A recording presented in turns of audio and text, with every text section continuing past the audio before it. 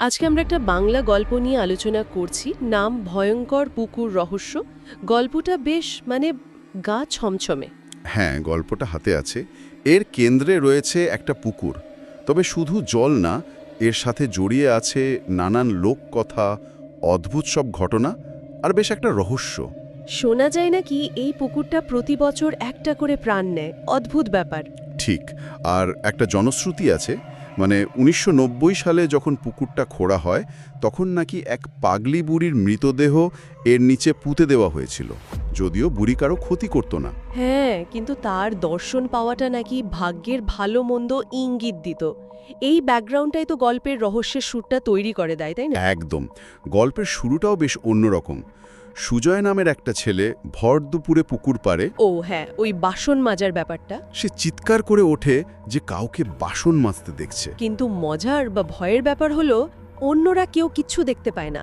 আবার রাতে পুকুরের ধারে কুকুরদের গোল হয়ে দাঁড়িয়ে একটানা ডেকে যাওয়া, পরিবেশটা শুরু থেকেই বেশ থমথমে। তো আজকে আমাদের উদ্দেশ্য হলো এই গল্পের বিভিন্ন দিকগুলো একটু খতিয়ে দেখা।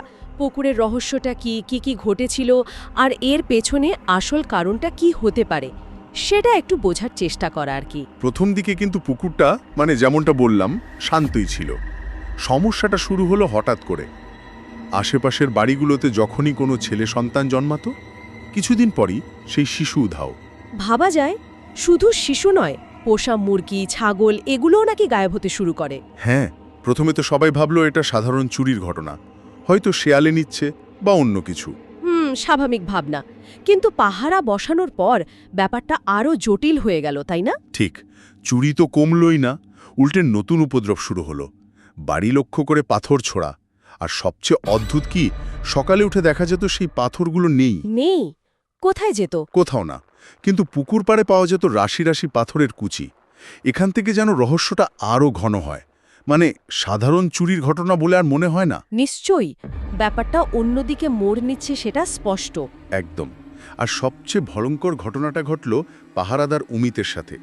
এক চাঁদনি রাতে, গল্পে যেমন বলা হয়েছে, কয়েকজন কালো কুৎসিত বেটে লোক তাকে জাপতে ধরে পুকুরের জলে টেনে নিয়ে যায়। সত্যি? এটা কেউ দেখেছিল? হ্যাঁ, অন্য পাহারাদার রতন আর গ্রামের কয়েকজন নাকি নিজ চোখে দেখেছে। সকালে অমিতের লাশ ভেসে ওঠে পুকুরে। সাংঘাতিক। তারপর? এই ঘটনার অভিঘাতে হোক বা অন্য কোনো কারণে রতনও কিছুদিন পর জ্বরে ভুগে মারা যায়। এই দুটো ঘটনা গ্রামবাসীদের ভয়কে একেবারে আতঙ্কে পরিণত করে দেয়। অবিশ্বাস্য লাগছে শুনতে। পরপর এতগুলো ঘটনা, স্বাভাবিকভাবেই তো গ্রামের লোক দিশেহারা হয়ে পড়বে। হ্যাঁ, তখন তারা মুক্তির উপায় খুঁজতে এক তান্ত্রিকের শরণাপন্ন হয়। বেশ মোটা অঙ্কের বিনিময়ে সেই তান্ত্রিক কাজ করতে রাজি হন। তান্ত্রিক? আচ্ছা, তারপর কি হলো? অমাবস্যার রাতে পুকুর পাড়ে তান্ত্রিক যজ্ঞের আয়োজন করেন।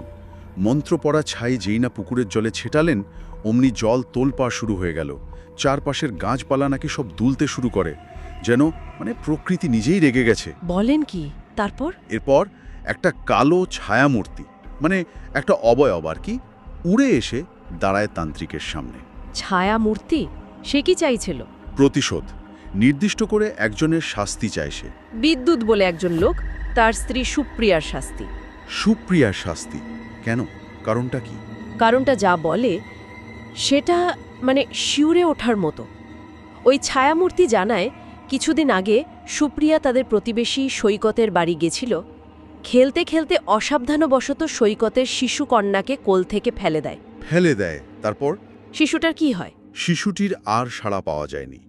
তখন সুপ্রিয়া ভয় হোক বা অপরাধবোধে কি করবে বুঝতে না পেরে ওই মৃতপ্রায় বা হয়তো মৃত শিশুটিকে একটা ড্রামে ভরে তারপর ইট বাঁধা বস্তা দিয়ে পুকুরের গভীর জলে ডুবিয়ে দেয়। হে ভগবান, কি ভয়ঙ্কর!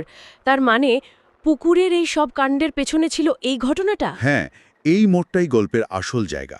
শুরুতে যে পাগলি বুড়ির আত্মার কথা বা লোককথা ঘুরছিল সেটা আসলে মূল কারণ নয়।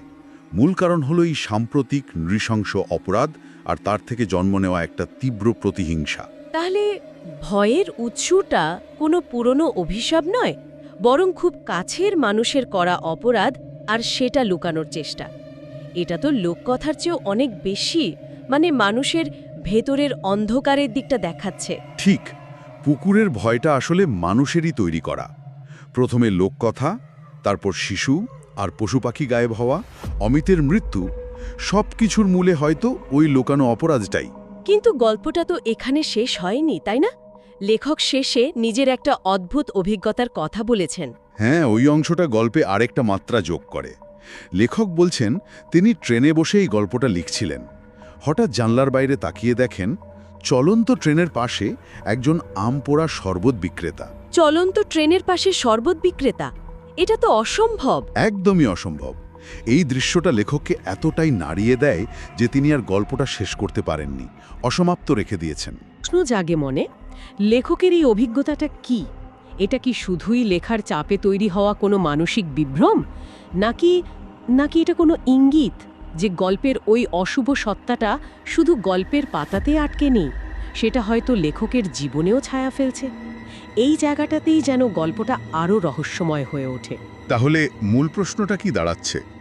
পুকুরের এই যে রহস্য, এর কতটা অতিপ্রাকৃত আর কতটা মানুষের নিজের অন্ধকার দিক? এই সীমারেখাটা ঠিক কোথায় টানা যায়? গল্পটা আমাদের এই উত্তরহীনতার মধ্যেই হয়তো ছেড়ে দেয়। আর এই প্রশ্নটাই হয়তো সবচেয়ে বড় ভাবনার জায়গা। পুকুরের রহস্যের গভীরে আসলে কি লুকিয়ে আছে? মানুষের কৃতকর্মের প্রতিধ্বনি, নাকি তার চেয়েও বেশি কিছু? এই চিন্তাটা নিয়েই আজকের মতো শেষ করা যাক।